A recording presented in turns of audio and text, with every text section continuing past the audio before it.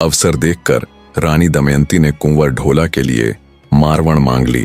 आखिर कैसी दिखती है राजकुमारी मारवण, ये देखने के लिए मालवण का खास दूत पुंगल की ओर चल पड़ता है। युवा अवस्था को प्राप्त होते होते राजकुमार तो राजकुमारी को भूलकर दूसरी शादी कर लेता है, पर राजकुमारी को पूरा यकीन था। सौदागर ने भी जब राजकुमारी के सौंदर्य को देखा तो वो ठगा सा रह गया और उनके असली हैरान होने की बारी तो अब थी जब सौदागर ने उन्हें बताया। इसीलिए उसने राज्य की सीमा पर अपने खास व्यक्तियों को तैनात किया हुआ है।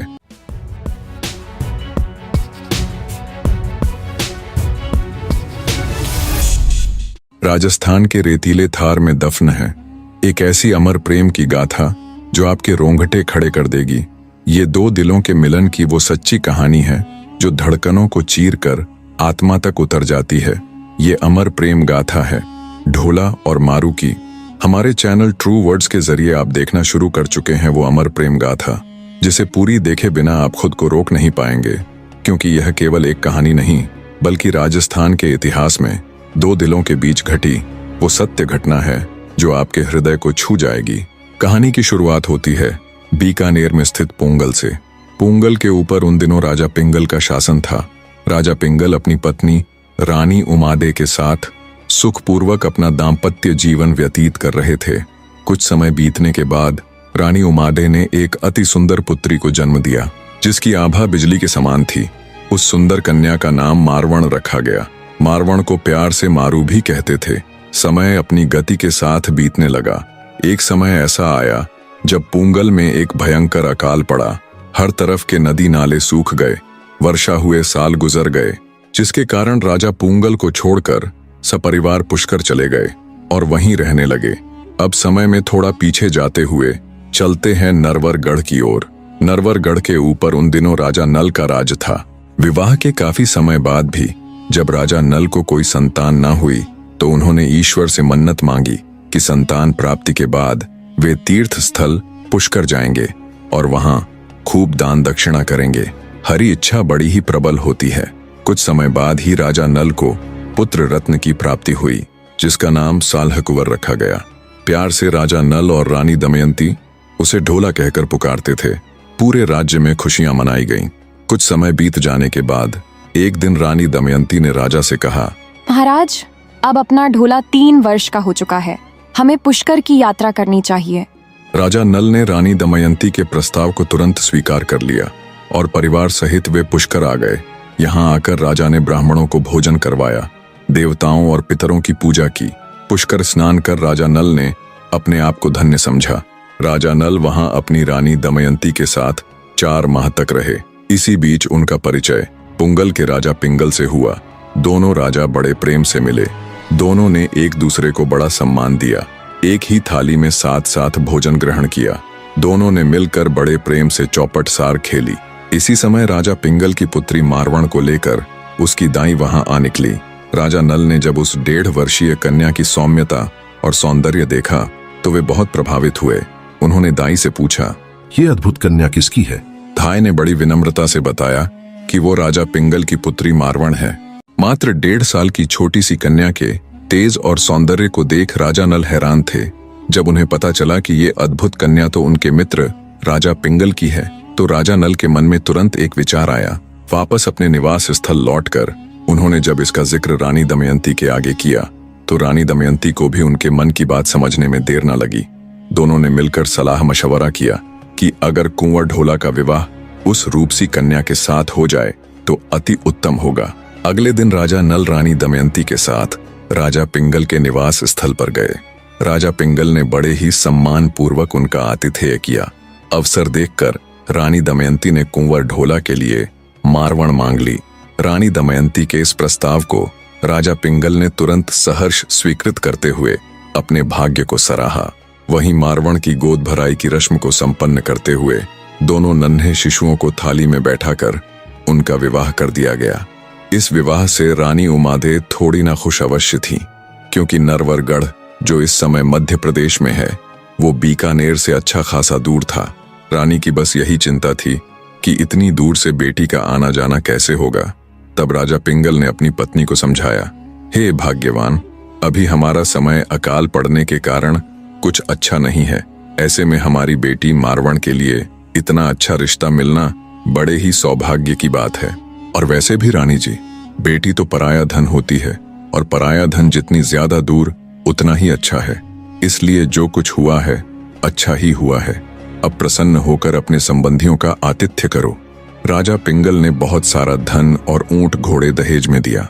इसी समय राजा पिंगल को उनके भाई गोपाल दास का पत्र प्राप्त हुआ, जिसमें गोपाल ने लिखा था कि अच्छी वर्षा होने के कारण अब पुंगल सुकाल में लक्षण दिखाई दे रहे हैं, इसलिए तुरंत पुंगल लौट आओ।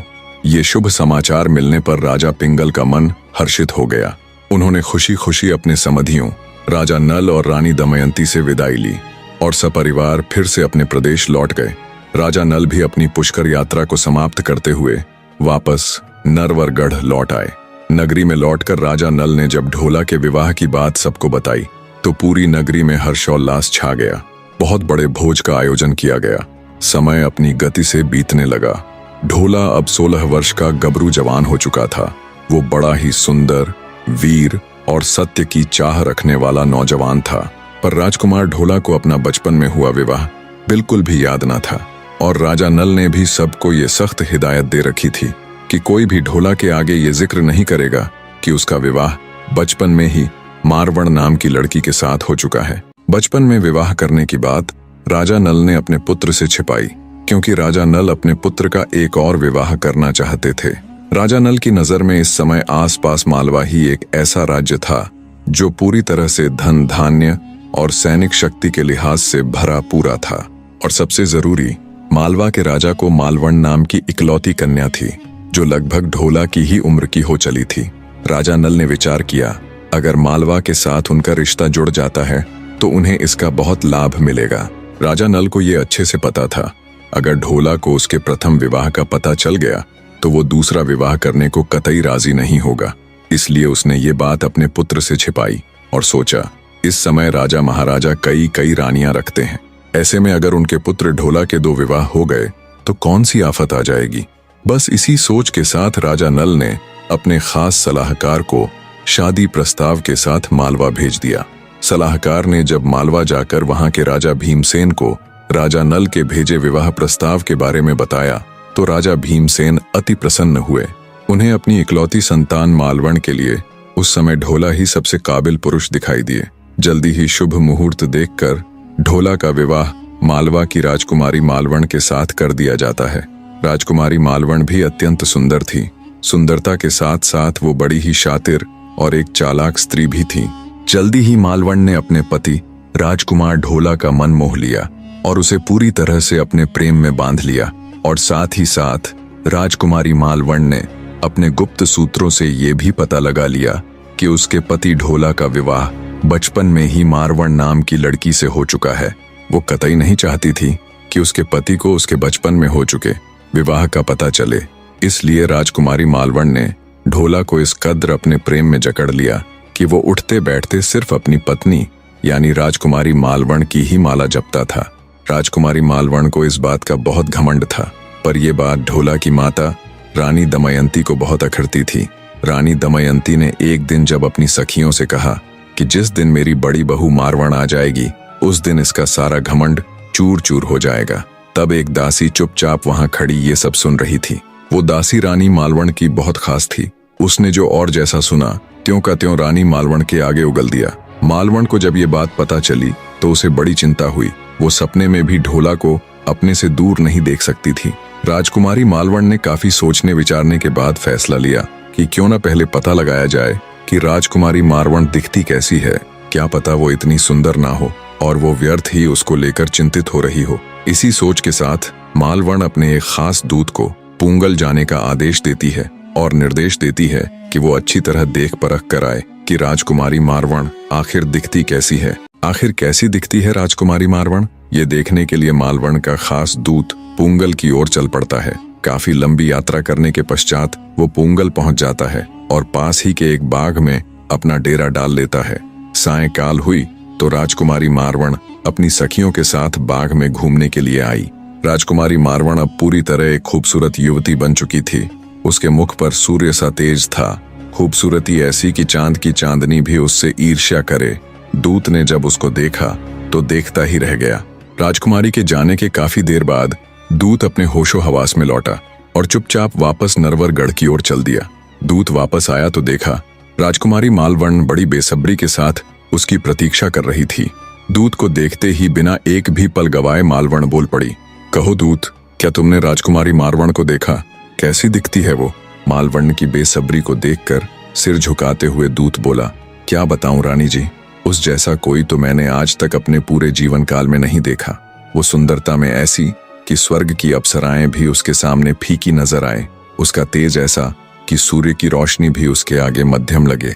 उसके चेहरे की मासूमियत ऐसी कि लक्ष्मी जी को भी पीछे छोड़ दे। उसे देखकर ऐसा लगता है जैसे साक्षात रूप की देवी उतर आई हो। राजकुमारी मालवर्ण ने जब अपने दूत के मुख से मारवण का बखान सुना तो उसकी चिंता और अधिक गहरा गई। मन ही मन मालवर्ण ने विचार किया, अगर मारवण मेरी सौतन बन के यहाँ आ जाती है तो राजकुमार ढोला तो मुझे बिल्कुल भूल जाएंगे। उनका सारा मोह राजकुमारी मारवण में हो जाएगा। नहीं नहीं, मैं ऐसा कदापि नहीं होने दूंगी। काफी देर सोचने विचारने के बाद आखिरकार मालवण ने इसका एक हल ढूंढा। उसने राज्य के चारों ओर अपने खास व्यक्तियों को तैनात कर दिया और उन्हें सख्त हिदायत दी कि बाहर के किसी भी व्यक्ति को राज्य में प्रवेश देने से पहले उसके बारे में अच्छे से जान ले। यदि पूंगलगढ़ से कोई व्यक्ति हमारे राज्य में प्रवेश करे तो उसे मृत्यु के घाट उतार दिया जाए। राजकुमारी मालवण ये कतई नहीं चाहती थी कि कोई भी पूंगल निवासी राजकुमारी मारवण का संदेश लेकर यहाँ आए और राजकुमार ढोला को सब पता चल जाए। इस तरह योजना बनाकर राजकुमारी मालवण पूरी तरह निश्चिंत होकर ढोला को रिझाने का हर वो कार्य करने लगी जिससे राजकुमार ढोला उसकी तरफ और अधिक आकर्षित हो जाए। इधर राजकुमारी मालवण अपने पति को रिझा रही थी तो दूसरी तरफ राजकुमारी मारवण भी अब उनकी राह देखने लगी थी। वो बचपन से ही सुनते आ रही थी कि युवा अवस्था को प्राप्त होने पर उसके सपनों का राजकुमार उसे लेने के लिए आएगा। राजकुमार ढोला के प्यार में राजकुमारी मारवण इस कद्र तक डूब गई थी कि अब हर दिन का सूर्योदय उसके लिए ये उम्मीद लेकर आता कि शायद आज उसके सपनों का राजकुमार, उसका पति, उसे लेने के लिए आ जाए। ऐसे ही सूर्यास्त होने तक हर रोज वो अपने पति ढोला की बाट देखती। राजकुमारी को पूरा यकीन था कि एक न एक दिन उसका पति उसे लेने जरूर आएगा। राजकुमारी मारू ने आज तक अपने पति की एक झलक तक नहीं देखी थी, पर फिर भी वो राजकुमार ढोला से अथाह प्रेम करती थी। उसको ऐसे अपने पति के लिए तड़पते देख उसकी सखियां उसे छेड़ती, उसे सताती, पर राजकुमारी मारू को उनकी किसी भी बात का बुरा ना लगता। वो तो बस मन ही मन अपने आने वाले पति की छवियां बनाती रहती और छवियों को सोच सोच कर कभी शर्माती तो कभी खुश होती। रानी उमादे जब अपनी पुत्री मारू की इस मनोदशा से परिचित हुई तो उसने राजा पिंगल के आगे इसका जिक्र किया और बोली, महाराज, हमारी पुत्री को 16वां सावन लग चुका है पर राजकुमार ढोला का अब तक कोई अता पता नहीं। हे महाराज, कहीं ऐसा ना हो कि वो लोग हमारी मारू को भूल गए हों। क्या पता ढोला को कुछ याद ही ना हो, क्योंकि महाराज अब तक तो उन्हें कब का मुखलावे के लिए आ जाना चाहिए था।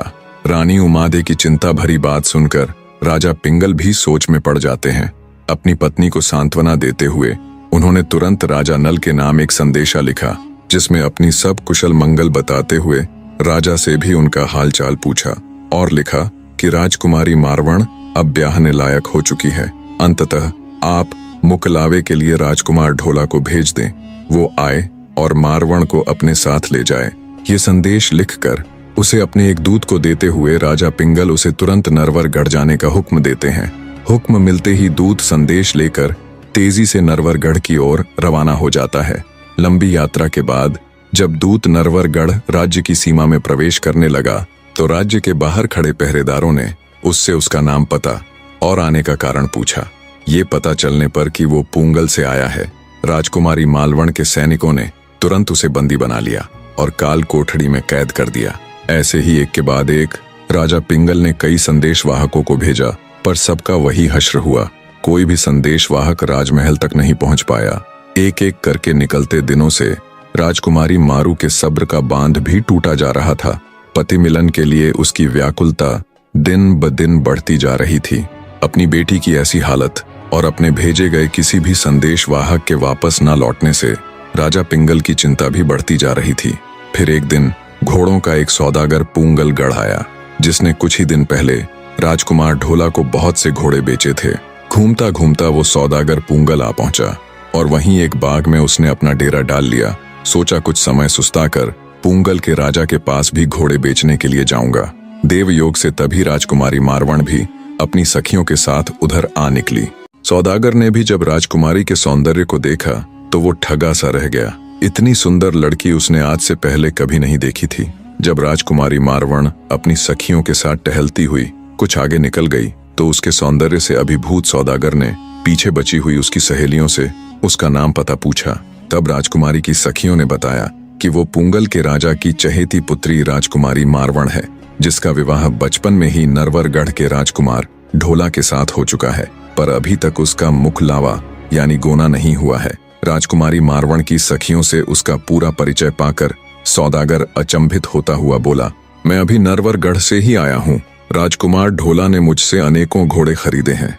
सौदागर के मुख से नरवरगढ़ और राजकुमार ढोला का नाम सुन राजकुमारी की सखियों के चेहरे के भाव भी बदल जाते हैं। आगे सौदागर बोला, पर राजकुमार ढोला का विवाह तो मालवा की राजकुमारी मालवण के साथ हो चुका है और राजकुमार ढोला पूरी तरह से उसके प्रेम में बंधे हुए हैं। उन्हें तो ये भी पता नहीं कि उनकी शादी बचपन में ही मारवण नाम की लड़की के साथ हो चुकी है। सौदागर की बात सुन राजकुमारी की सखियां आश्चर्यचकित थीं, पर उनके असली हैरान होने की बारी तो अब थी जब सौदागर ने उन्हें बताया कि राजकुमारी मालवण ये अच्छे से जानती है कि ढोला की शादी बचपन में मारवण से हो चुकी है, इसीलिए उसने राज्य की सीमा पर अपने खास व्यक्तियों को तैनात किया हुआ है। शक्तिशाली पिता की इकलौती संतान होने के कारण धन या व्यक्तियों का उसे कोई अभाव नहीं है। उसके पिता द्वारा दिए गए वो सैनिक पूंगल से आने वाले संदेशवाहकों को या तो कैद कर लेते हैं या फिर मृत्यु के घाट उतार देते हैं। सौदागर की ये बात सुन राजकुमारी की सखियों को झटका सा लगा। जब सौदागर ये सब बता रहा था तब पास में राजा पिंगल का दूत भी खड़ा ये सब सुन रहा था। उसने तुरंत जाकर राजा को इस पूरी जानकारी से अवगत करवाया। राजा ने तुरंत हुक्म देकर उस सौदागर को अपने पास बुलवा लिया और उससे वही जानकारी पुनः मांगी। तब सौदागर राजा पिंगल के आगे सब कुछ दोहराता हुआ बोला, महाराज, जो आपने सुना वो सब एकदम सत्य है। हे महाराज, ढोला तो स्वयं कामदेव का अवतार है और आपकी पुत्री स्वयं पद्मिनी। विधाता ने इन दोनों को एक दूसरे के लिए ही बनाया है। जब ये सब राजकुमारी मारू को भी पता चला तो वो ढोला के लिए और अधिक व्याकुल हो उठी। उसके हृदय में ढोला के लिए विरह जाग उठा। उसका रोम रोम ढोला से मिलने को आतुर हो गया। वो सोती तो ढोला से मिलन के स्वप्न देखती, पर जब जागती तो हर बार उसके हाथ निराशा ही लगती। जो सखियां पहले उसकी हालत पर उसका मजाक उड़ाया करती थीं, उसे चिढ़ाया करती थीं, अब वे भी उसकी हालत देख चिंतित हो उठीं। अपनी सखी मारू की ये दशा देख उन्होंने उसे समझाने का बहुत प्रयत्न किया, पर राजकुमारी मारू के ऊपर कोई असर ना हुआ। अंततः उसकी सखियां रानी उमादे के पास जाकर मारू की हालत से उन्हें अवगत करवाती है। तब वो कुछ सोचती हुई राजा पिंगल के पास जाती है और राजा को उनकी बेटी की हालत बताती है। रानी उमादे की बात सुन द्रवित हृदय से राजा पिंगल बोला, हे रानी, मैं क्या करूं? मैंने पता नहीं कितने ही संदेशवाहक नरवरगढ़ भेजे, पर राजकुमार ढोला को यहाँ बुलाने का हर प्रयास विफल ही गया। मेरा भेजा कोई भी संदेश राजकुमार ढोला तक नहीं पहुंच सका। सौदागर ने बताया था कि राजकुमारी मालवण के तैनात किए गए सैनिक हमारे हर दूत को मार डालते हैं। हे प्रिय, अब तुम ही हमारी पुत्री को किसी तरह समझाने की कोशिश करो। राजा पिंगल की बात सुन रानी बोली, सुनो महाराज, मेरे मन में एक विचार आया है। अब की बार संदेशवाहक के तौर पर आप किसी साधारण व्यक्ति की बजाय अपने किसी काबिल, किसी खास बुद्धिमान व्यक्ति को वहां भेजो जिसमें ये कार्य करने की क्षमता हो। रानी की बात राजा पिंगल को भी उचित लगी। राजा पिंगल ने विचार किया तो उसे अपना पुरोहित भामसेन ही इस कार्य के लिए सबसे उचित व्यक्ति जान पड़ा। राजा ने तुरंत आदेश देकर भामसेन को अपने पास बुलाया और उसे ये कार्यभार सौंपा। राजा ने अपनी कलम से संदेश लिखते हुए उसके ऊपर अपनी शाही मोहर लगाकर भामसेन को वो संदेश सौंप दिया। भामसेन ने भी राजा को ये वचन दिया कि वो कैसे भी करके हर हाल में राजा के इस कार्य को संपूर्ण करके ही लौटेंगे। भामसेन ने अपना वेश बदलते हुए दाढ़ी जाति का वेश धारण कर लिया। दाढ़ी जाति उस समय गाने बजाने के लिए जानी जाती थी। जब दाढ़ी जाति का रूप धारण कर भामसेन राजा पिंगल से चलने के लिए आज्ञा लेने आता है, तब राजकुमारी मारू ने भी अपने हृदय का सारा हाल एक कागज पर उतारते हुए वो संदेश पत्र भामसेन को देते हुए उसे खास निर्देश दिया कि ये पत्र सिर्फ और सिर्फ राजकुमार ढोला को ही देना। इस पत्र के अंदर उसकी वो निजी बातें हैं जो सिर्फ उसके पति को ही जानने का अधिकार है। दोनों संदेशों को लेकर गाता बजाता भामसेन नरवरगढ़ की ओर चल पड़ता है और मार्ग में मिलने वाले हर व्यक्ति से एक ही बात कहता कि राजा नल बड़े ही दातार हैं, मैं उनके पास जा रहा हूँ। दाढ़ी का वेश धारण किए पुरोहित भामसेन लगातार दिन रात सफर करता हुआ आखिरकार नरवरगढ़ की सीमा पर पहुंच जाता है। रानी के पहरेदारों ने जब उसे देखा तो उससे उसका परिचय मांगा। तब दाढ़ी ने बड़ी चतुराई के साथ उन्हें बताया कि वो गाने बजाने वाला एक मामूली सा दाढ़ी है जो देश प्रदेश घूमते हुए गा बजाकर लोगों का दिल बहलाता है। पहरेदारों ने उसकी अच्छे से तलाशी ली कि कहीं इसके पास कोई पत्र या कोई संदेश तो नहीं, पर भामसेन ने बड़ी चतुराई से उन पत्रों को अपनी पगड़ी में छिपा लिया। अंततः पूरी तरह जांचने परखने के बाद पहरेदारों ने उसे सम्मान के साथ राज्य के अंदर जाने का प्रवेश दे दिया। दाढ़ी रूपी भामसेन जब राज्य के अंदर पहुंचा तो उसे एक कुम्हारिन मिली। प्रिय दर्शकों, अगर आप कहानी को 18 सितंबर के बाद देख रहे हो तो इसका अगला भाग चैनल पर आ चुका है, विजिट कीजिए और आनंद लीजिए। अगर आप उससे पहले देख रहे हैं तो 18 तारीख को इसका दूसरा यानी अंतिम अध्याय भी आप सबके सामने हाजिर करने की पूरी कोशिश रहेगी। हमारा परिवार 3 मिलियन के बहुत करीब है, तब तक चैनल को सब्सक्राइब करके 3 मिलियन के परिवार को पूरा करने में अपना योगदान अवश्य दे। धन्यवाद मेरे प्रिय दर्शकों।